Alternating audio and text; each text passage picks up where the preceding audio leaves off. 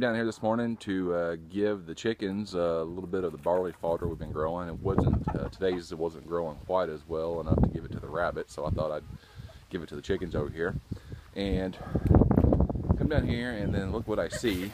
Let's see. I don't know if you can see this or not with the sun glare, but I got the 4 nest boxes here on this end of the rabbit hutch, and they're all taken up. And we've even got 2 chickens down here on this left side. No, that's 3 chickens. Wow, 3 chickens. Okay, so we've got the 4 nest boxes there, and we got 3 chickens there. And then inside the chicken coop,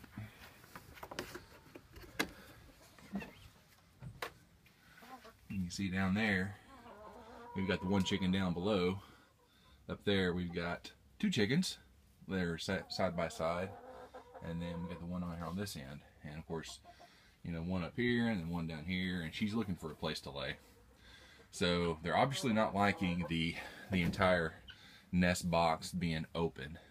So I'm going to do a couple of different things. I'm going to try to build me something to go across there and kind of segment it out and give them a little bit of a covering, make them feel a little more secure where they're laying, and see if I can get more of them to lay in here. Alright guys, you can see I got a little bit of a solution in place here for fixing the nesting area, the ledge, and the area underneath it. So for the area underneath it there, I just basically cut a piece of OSB plywood that I had laying back behind the shop, and cut it to the right dimensions there, and just kind of leaned it up against that on an angle. The reason we want it on an angle is so that the chickens, I figured if I ended up fastening something straight down, I'll end up in the same situation where I've got a corner on either side there where the chickens will begin nesting again. I'm hoping with it being on an angle like that, it will discourage them. It won't make them feel as comfortable getting in there and laying, so that they won't lay on the corners anymore. I'll let you know if they do, but I'm hoping that'll solve that problem. And then I was actually going to build something for the ledge itself to segment it off, and Mrs. Tactical Homesteader had other plans for my time and ended up picking this up at a local thrift store there for a few dollars. And it seems to be working pretty good. Let's go in there and take a look at what we got there. So just basically, it's just this metal nesting box here, and the nest area is actually angled backwards just slightly so that the eggs, after they're laid, will roll back to the back. And we'll go around and look at the back of it in just a second. We got a little area over here that's kind of cozy. We can still reach it from the back where the chicken coop opens up, and so we got a couple of chickens that still like to lay over there. So let's go take a look at the back. Oh, real quick though, before I go take a look at the back, I do want to talk about this just a little bit. Right now I don't have it fastened at all, and the idea is right now, you know, you can kind of see it's kind of dirty in here. Haven't put this week's hay out yet, and it will probably be, you know, a little while longer since we're doing the deep litter method before we actually clean the chicken coop all the way out down to the bare floor again. And so right now, with all the hay in there, it's kind of cold, it's kind of real stiff and everything like that. I really don't have much of an issue with the plywood piece moving at all.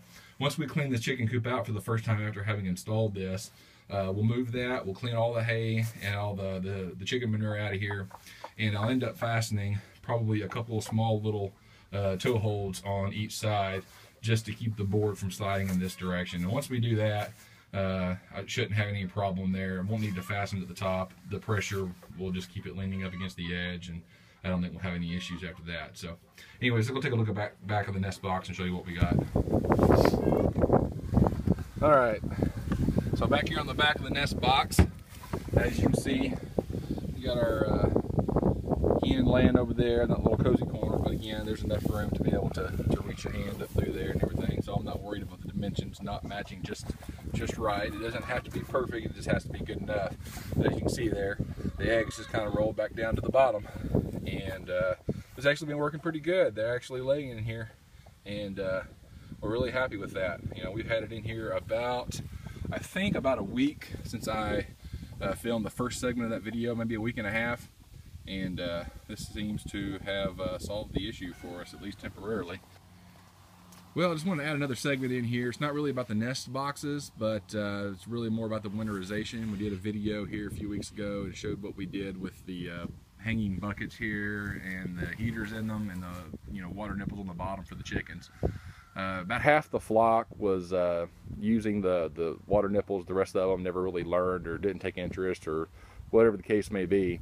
When it was just dipping in towards the beginning of the winter down into freezing at night, it really wasn't that big of a deal. The nipples would freeze over a little bit of jiggle in the morning, and they would come unstuck and the chickens would be able to use them.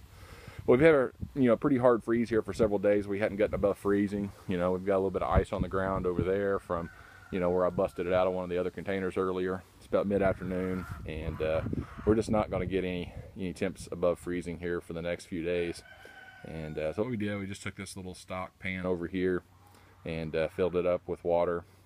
This was probably about a week and a half ago we did this, so about once a week we need to bring a couple 5-gallon buckets down here and dump it in. But it's actually staying pretty clean. The chickens aren't getting in it and messing around or anything like that. They're just coming over and taking a drink whenever they need to, and it's actually working quite well for us.